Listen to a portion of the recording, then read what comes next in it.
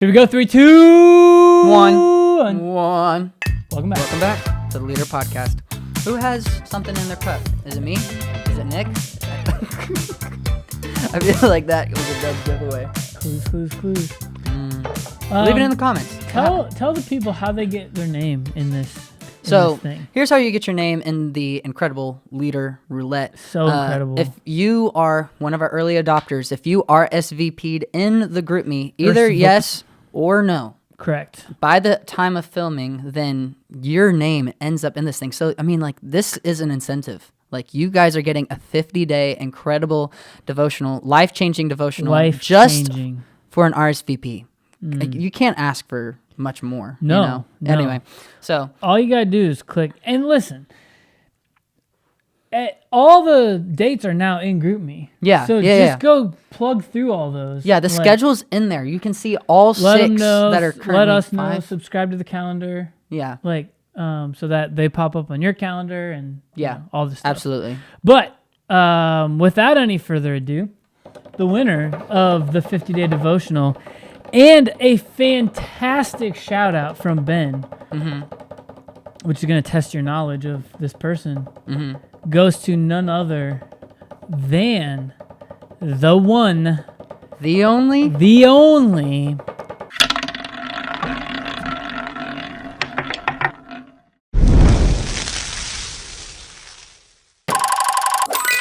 Tim Smith. All right. Smith. I have a huge... Were you nervous? Like, I hope I know this person. No. Well. I have a huge shout out for Tim because if you don't know, so we had our FSO kickoff cookout. I almost said cook-off kickout, which it's not that. Which we need to put the fire extinguisher back. Yeah. At the kickoff cookout, Tim was, doing an incredible job, grilling, doing what, real men do, grill out.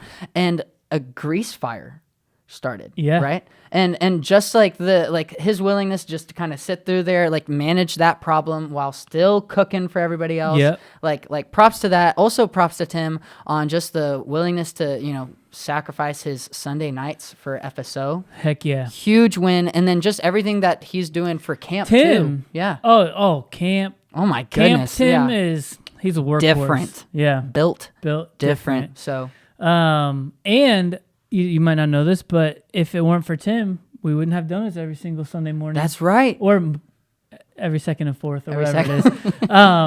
And he's also the chairman of the Deacons. I didn't know that, actually. Yeah. So shout out to Tim's inability to say no is really what this comes down to. Thank you, Tim, for not saying no to the student ministry. We greatly appreciate it. Didn't you just give a message about how you're supposed to say no? Oh, yeah, I did. Yeah. Don't listen, Tim. We need you here. Do not listen to Nick.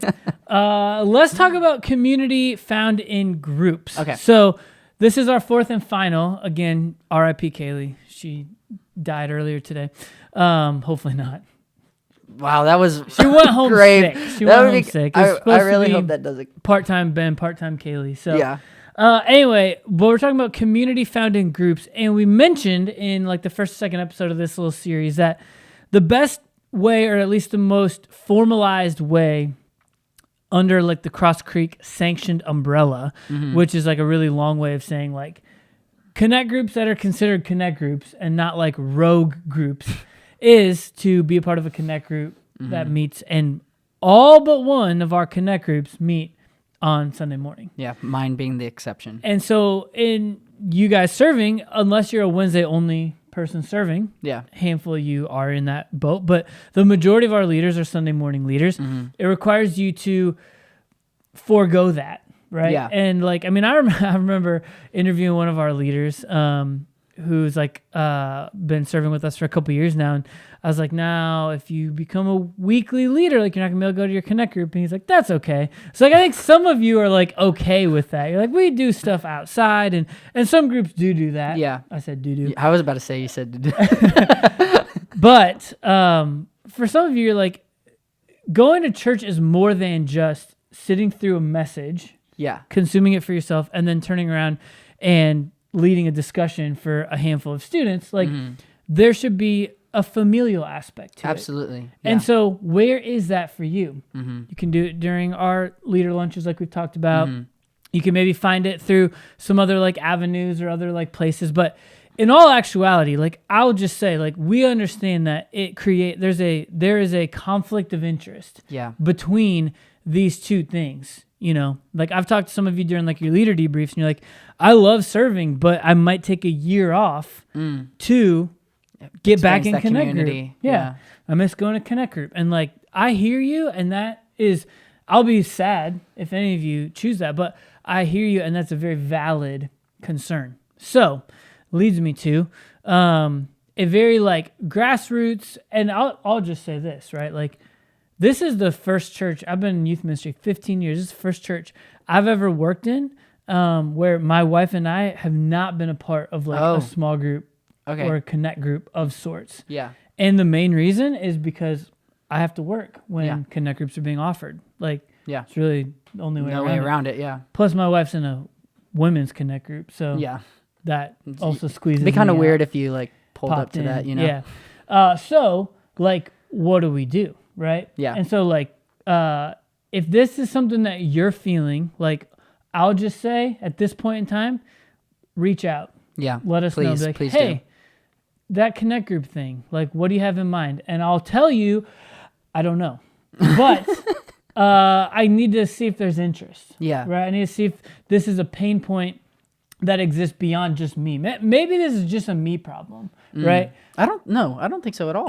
No. Well, I'm just saying, maybe it is. Yeah. Right. And I don't think it is, but like, maybe it is just like a me problem. And if no one reaches out, I'm like, all right, then that's all I need to know, sort of thing. Yeah. But I mean, like if like for real, if this is something that, you know, you've either been struggling with or you need, like reach out. I do know that like it's happened before. Like we have established a Connect group that does not meet on Sundays. And while that, I don't think there's precedence for it. Yeah, there is precedence. I don't think they're going to be like throwing them out willy-nilly, but people are willing to make an exception, obviously, because, you know, sometimes Sunday morning just doesn't work for everybody, but everybody deserves community, especially at church. So I would say there's definitely a world where we can meet that need. It's just someone needs to get the ball rolling. Let's do this. Let's actually, when you post this, put like a Google form or something. Oh yeah. If like, hey, that would be like, good. And we'll put like a scale, like I'm interested, like,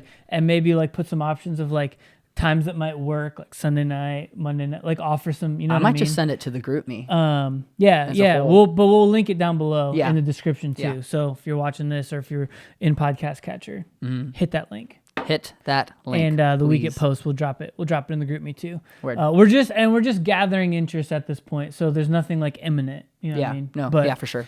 So it exists, and like I said a couple episodes ago, like Craig offered an idea around this, which is what is giving me a little bit of like, you know, giving you like just a pop of like, okay, like it.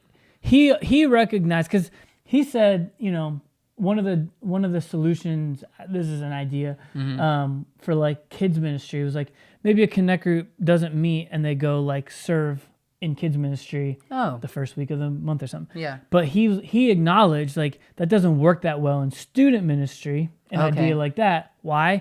Because the regular relationship over time with the teenagers is valuable. Absolutely. And so to just have a bunch of people plopping in here leading Connect groups, leading discussions, you're going to have disjointed. It's very different for 6th grade through 12th graders than it is for, you know, leading a 2nd grade Sunday school class over in kids ministry. So like he acknowledges the inherent and unique issue that student ministry itself presents with our Sunday morning Connect groups for adults meeting, and the fact that like there's just a lot of demand in that moment for those times. Yeah. And it might help down the road if we are able to establish a group or two kind of out of this little bubble of Connect or podcast here that will solve some of the problems of people who are like new recruits. Yeah, I was going to say that's one of the number one recruiting. things we have is like, well, that's when I go to Connect group. Yeah. And I'm just gonna be honest with you. I'm not gonna try and shame someone out of Connect group to serve. Like, hey, if Connect group's your thing, like by all means, like you should stay there. So anyway, so that's my offer. So if you're interested, reach out, let me know, fill out the thing below. We'll make it work. Me. Story time. Okay, so this story comes from Cody. Cody was talking to a couple of the students, Yeah. a couple of girls, and they asked him what this word meant. So I'm going to ask Nick what he thinks. I'm going to use it in a phrase, so that in case that gives you any like context clues.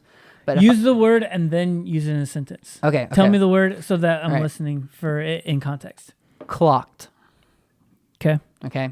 And this is not like I just clocked you, or I was like, I know that. it's one. not like you're clocking in or out either. Okay. So Okay. I'll just go ahead and like give you that. Okay. So if like I walked up to you and said, you really clocked that. What does that mean? I would say you really like are just so.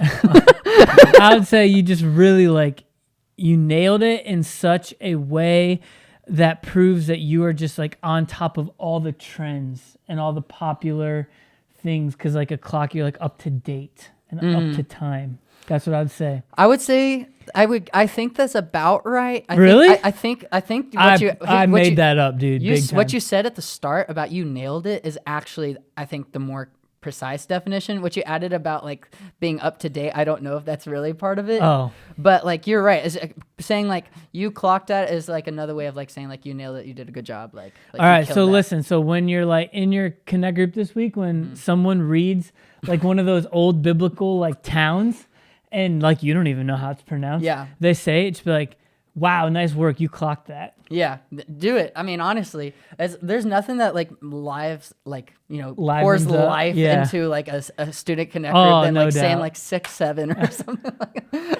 There's a whiteboard right now. Did you see that? Oh yeah, the one that has like 6'7" 100 all over it. Oh my 6'7s. gosh, It's crazy. It's brain rot. Do you think by now 6'7" is still like? Yes, I think it's one of those things like, you know how like with Fortnite like got big and then it got bigger. Yeah. You know, like it was big and it was like, oh, that's fun, and then it got huge. Is 6'7" still like about LaMelo Ball, or is it? No, I think the definition of 6'7" now, it's like it's literally meaningless. Like it doesn't mean anything. I know, like, because at dad camp last week, Uh-huh. as date of recording, like a bunch of kids were saying that, and Hudson's like, "What's it mean?" I was like, I know what it is, but like I didn't know how to tell him what it meant. I think it's just supposed Tell to be... them what it means, because they might be like, "Freaking, what is 6'7"?" Like, It's the general, like it started from this random rap song where the guy's like 6'7", like he says it like that in the rap song. I wasn't just doing that. And then somebody made an edit of basketball player, Like a LaMelo remix. Ball. Yeah, because some guy was talking was about that the edit? Was that the thing that went viral about that it? is what went viral.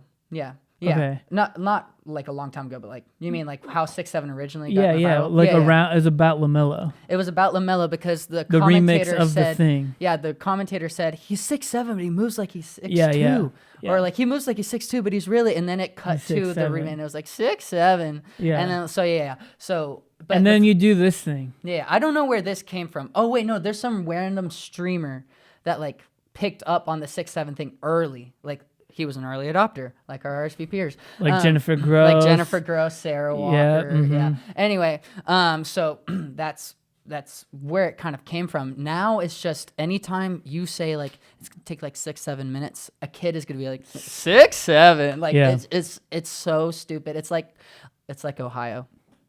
Yeah, that's dead though. It's it is Dead-ish, kinda right? dead. Yeah, it's kind of dead. Yeah. Or if you like said skibbity. Yeah, Yeah. that's gone. 6-7's the new skibbity. Yeah. I would say. But that it doesn't mean anything. It doesn't just like mean skibbity didn't mean anything. Yeah, it there's- just is a word that they like hook onto and just keep saying it. There's no attributable meaning. If you're saying that's to good, you wouldn't be like that's 6'7". Like that's not No. how you use it. It's more distracting than anything. It's Yeah. just like you say it in class and then the entire class is like, you Well, just said and 6-7, and the because teacher they're hates next it. to each other, Yeah, right? yeah. You're like 6 or 7 or like 6/7, and you just say 6-7. Like all of a sudden, it's like gone. Yeah, You're cooked. yeah. You clocked Focus is gone. Yeah. So So don't say it. that. The last 5 minutes is dedicated to the brain rot of the internet. So There you go. Thank you I hope guys you for enjoyed being here. that. If you're still with us, shout out to you. Comment down below if you made it all the way through the episode. Yeah, for real. Until next time, we're gonna crash land this thing. Bye, everyone.